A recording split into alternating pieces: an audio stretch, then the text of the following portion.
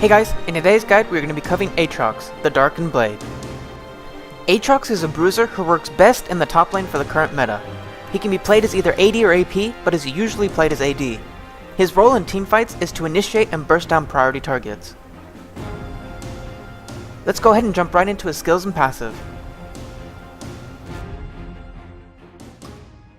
Aatrox's passive allows him to become untargetable while he consumes his Bloodwell stacks to restore health upon taking fatal damage. His passive also grants him additional attack speed based on how full his Bloodwell is. Aatrox's Q is his initiation and escape tool. It acts similar to Flash and can be used to jump over most walls and terrain on Summoner's Rift.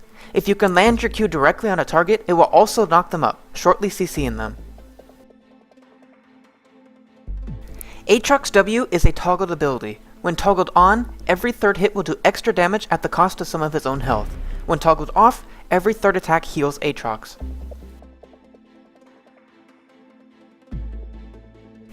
Aatrox's E is his main harass and wave clear skill. It also slows targets hit for a short amount of time. Aatrox's ult does immediate magic damage around him and gives him a large attack speed steroid and increased auto attack range for 12 seconds. I suggest maxing E first so that you have strong wave clear and safe harass. Max W second to increase your sustained damage in trades and to also increase the amount you can heal. Max your Q last as it's mainly for utility. You should always have 1 point in each ability by level 3 so that you can maximize your trade potential.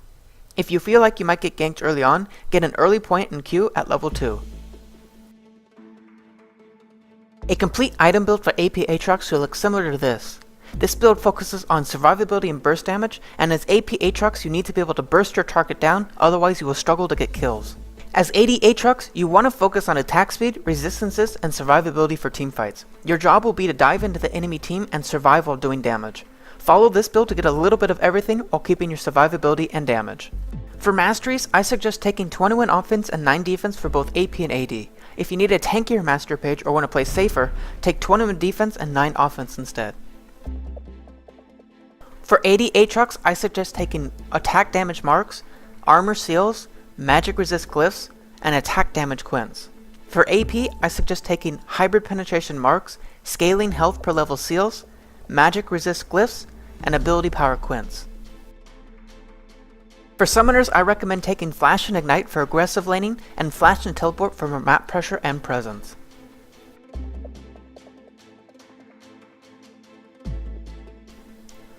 While Aatrox can hold his own against most champions, he is countered by certain ones.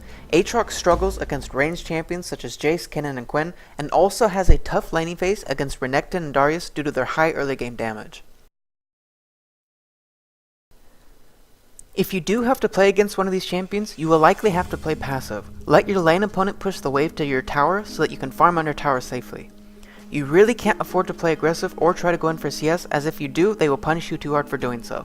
If you do try and engage on them, you will more than likely not win the exchange. Poke and last hit with your E, but try not to push the wave. You will have to wait until you can get jungle help, or until later on the game when you can trade equally or better than they can. Dying is literally the worst thing you can have happen. Losing CS but still getting a few here and there along with the experience minions give is better than dying and getting nothing.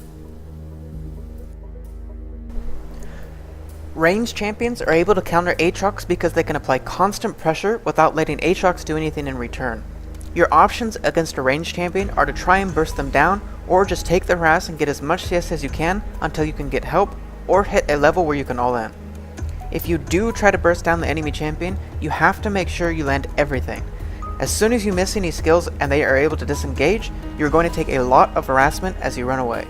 As the lane goes on, you will get poked down until the enemy champion can burst you. If you stay, you risk dying. If you back, you have to give up minion, gold, and experience. In this sort of matchup, just do your best to get CS and wait until you have a power spike and can all in them, or until you can get jungle help. As Aatrox, your goal in laning phase is to stay alive and farm as much CS as you can get. Use your E to wave clear and harass down the enemy opponent, but make sure you don't push the lane too far, otherwise you might overextend past your tower and get ganked. During laning phase, make sure you have your W toggled off so that you can heal if you take any damage. And if you go in for any exchanges, make sure that you toggle your W on so you can get the extra damage off. If you can harass your lane opponent down to about 60% HP, you can start looking for an all-in opportunity. If they misuse any skills or overextend too far past their tower, go ahead and initiate on them. Aatrox all-in is so deadly because of his passive. If he does end up taking fatal damage, he has a second chance with his heal from his passive. During teamfights, your main goal is to be initiating fights and killing the enemy priority targets. Things to remember when you do initiate these fights is make sure that your team is actually ready to follow you up, and make sure that you have your passive up so that you're not just going to dive in and commit suicide. Aatrox Q can be used to jump over most walls and terrain in Summoner's Rift. The following clips are some of the walls that Aatrox can actually jump over with this Q.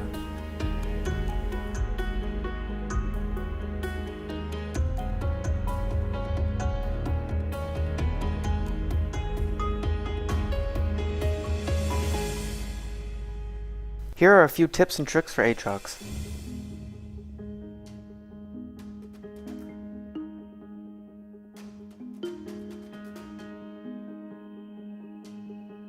Thanks for watching my Aatrox guide. If you found this video helpful, please don't forget to like, share, and subscribe so you can stay up to date on all my guides, coaching, and other League related videos.